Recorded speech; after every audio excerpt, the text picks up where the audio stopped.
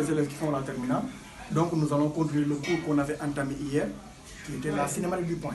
Donc j'avais expliqué de façon générale. Maintenant, il faut passer à la théorie. D'abord, il faut rappeler un peu.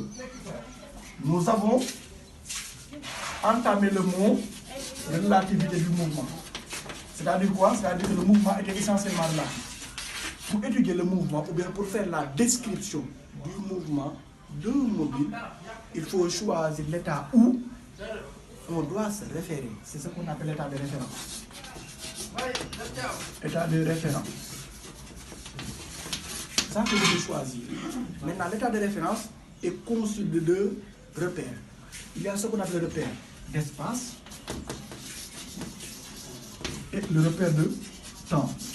Parce que vous savez qu'un corps est en mouvement dans le temps et dans l'espace. Vous êtes en mouvement, vous êtes mobile. Vous vous déplacez, on peut regarder le temps où l'espace où vous vous trouvez et aussi comme aussi l'endroit où vous vous trouvez.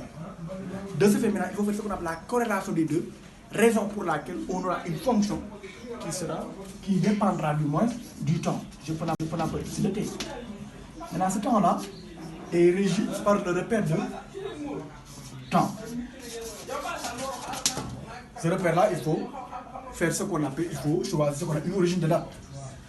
De façon générale, ou bien souvent, on choisit comme l'origine de date, la date t égale 0. Et l'unité de temps, donc l'unité internationale de temps est la seconde. Et maintenant, ça c'est le repère de temps. Maintenant, si je prends le repère d'espace, il faut faire très attention. Si vous avez par exemple un mouvement qui se trouve dans un plan, par exemple, le mouvement de la pointe du stylo sur une feuille de papier, alors ce dernier, il faut choisir ce qu'on appelle le repère planaire. Qu'appelle-t-on un plan? Un plan est constitué par deux axes. Bon, souvent on choisit X, Y comme étant les axes. Pour décrire ce mouvement, je peux choisir comme étant un repère d'espace, appelé ici le repère cartésien, c'est pas l'espace, c'est un repère de plan. Et maintenant, ça aussi on l'appelle le repère cartésien. Il est constitué de deux axes, l'axe I et l'axe J. Ces deux axes sont dirigés par des vecteurs unitaires, I et J. Qu'appelle-t-on un vecteur unitaire? C'est un vecteur dont sa norme vaut 1. Voilà. Maintenant, si maintenant l'objet se déplace dans l'espace, l'objet n'est plus dans un plan mais dans l'espace, on peut donner un exemple. C'est quoi? On peut donner un exemple. On peut dire par exemple une ville qui se déplace dans l'espace. Alors il faut appliquer ce qu'on appelle la règle des trois dimensions. Trois axes I, J et K. Bien entendu. X, Y, Z. Et maintenant, ça c'est mon repère d'espace, c'est le repère cartésien, O, I, J, K. Corrélé au repère de temps, maintenant j'ai mon état de référence ou bien j'ai mon référentiel. Voilà maintenant comment les outils du moins qu'il faut utiliser pour faire une description du mouvement d'un mobile. Maintenant, on avait expliqué la fois passée la position. Il faut matérialiser la situation. Ici, pour matérialiser cette dernière, on utilise souvent ce qu'on appelle un vecteur. Par exemple, j'ai le mouvement d'un mobile, M par exemple, sur l'axe O, I, J, c'est-à-dire c'est un mouvement planaire. Maintenant, on dit à un instant T quelconque, le mobile se trouve à une position M. Ici, je peux trouver un vecteur position. Qu'est-ce que je fais? Je trace d'abord le repère orthonormé. Le repère orthonormé. Et maintenant, j'ai donc soit M la position quelconque du mobile, M est là. Et maintenant, on peut faire ce qu'on appelle, on peut dessiner du moins le vecteur de position. Parce que ce point M là a pour ordonnée Y et pour la mathématique. Que ce vecteur de position à OM est écrit de cette façon, à savoir quoi, l'abscisse du point M fois le vecteur unitaire plus l'ordonnée du point M fois le vecteur unitaire J. Pourquoi? Parce que O a pour abscisse 0, ordonnée 0. On devait mettre ici X, le X de O, plus y moins y de haut. Ça, c'est le vecteur position du mobile. Maintenant, à chaque instant, ces x-là seront des x de t. Car ce sont des abscisses qui vont dépendre du temps. Et ces y seront des y de t. Et maintenant, l'ensemble là constitue ce qu'on appelle les équations horaires du mouvement. Donc, vous aurez par exemple un mobile. Je vais donner un exemple. On vous dit par exemple les équations horaires du mobile à n'importe quel instant sont régies par la relation suivante: x de t égale 2t, y de t est égal à moins t carré plus t, par exemple. On dit par exemple, quel que soit t supérieur ou égal à 1 seconde. Attention ici. Ici l'origine, il faut regarder l'origine. Il faut faire très attention parce que ça c'est un piège. Maintenant ici on peut poser des questions. On peut poser par exemple, quelle est la position du mobile? On vous demande la position du mobile à l'instant t égale 4 secondes, par exemple. On vous demande ça. On vous demande la 4 secondes. C'est simple. Vous venez ici.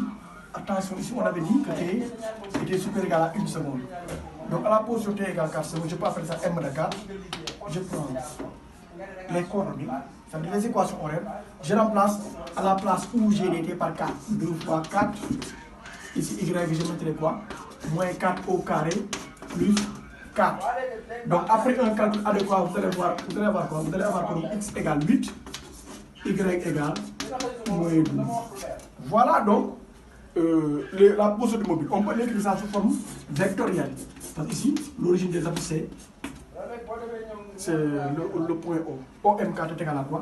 C'est égal à 8i moins 12j. C'est pas forcé de le faire, à moins que l'énoncé le demande. Mais si ce n'est pas le cas, on n'a pas besoin de le faire.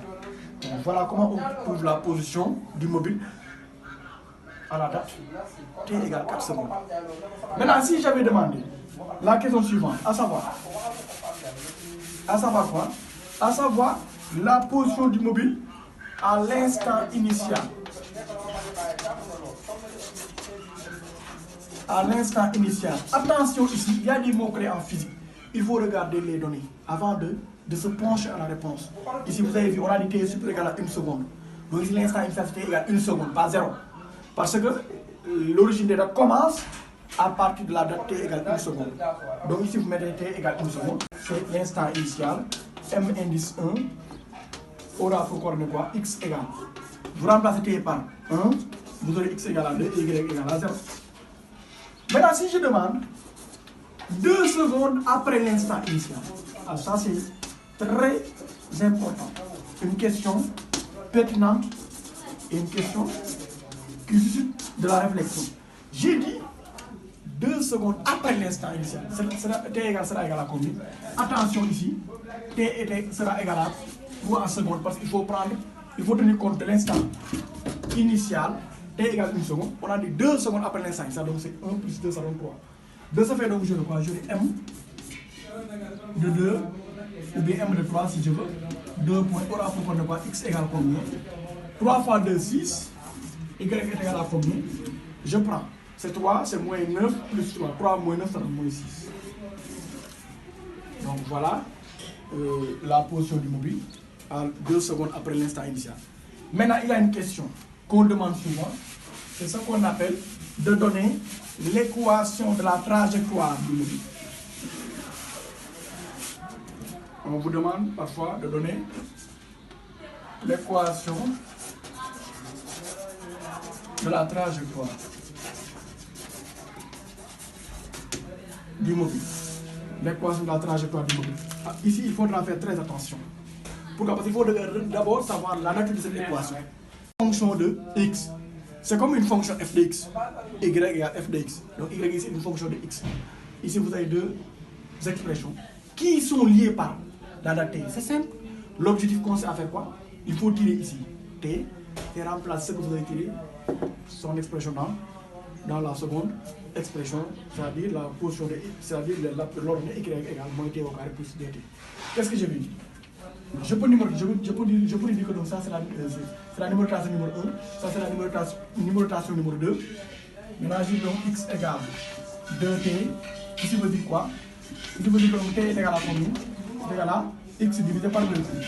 Et maintenant 2 devient 2 points. Y est égal à combien?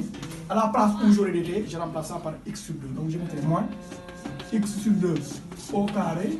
Ensuite quoi? Plus x sur 2. Ensuite je dis quoi? Donc y égale moins x au carré sur 4 plus x sur 2. Voilà l'équation cartésienne de la trajectoire du mouvement, qui est une fonction de x. Donc ça, c'est une équation, c'est une trajectoire qui est comment? Qui est de nature parabolique. Parabolique renversée. Donc voilà l'équation de la trajectoire. Donc je peux la dessiner, cette trajectoire. Ce sera comme ça. Bon. Une trajectoire qui est comme ça.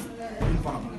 Donc voilà comment on détermine l'équation cartésienne de la trajectoire. Donc ça, c'est un petit résumé de la cinématique du point.